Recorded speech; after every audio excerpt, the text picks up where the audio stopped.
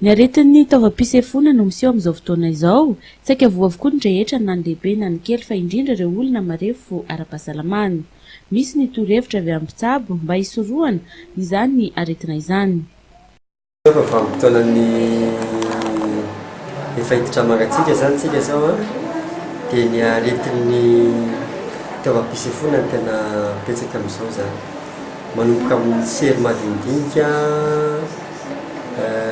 katrany amin'ny kohoka zany, amin'ny ankapobeny zany zay. Rehefa voan'ny sery koa mitarasiko matetika dia tonga koa ilay hoe sinusite zany tiana fa le fisina microbe otrikaretina azy miagna natao amin'ilay lavaka anankiroa akaikin'ny moronao fa izy moa zany sady ny otrikaretina.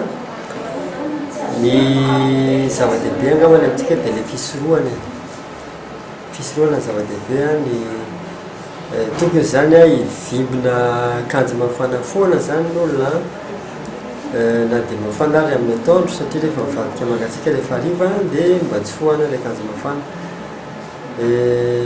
Trano hipetrahana tokony na dia mangatsiaka ary ny andro dia trano azon'ny rivotra tsara dia trano azon'ny andro tsara zany satria ny trano mihibokiboka misy amin'ilay olona andeha asa ireny dia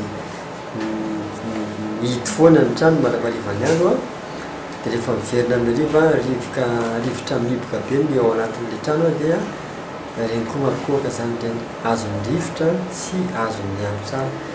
Ny trano koa tsy tokony mando, ny trano mando lava zany ny trano misy bobongolo reny mampikohoka be reny.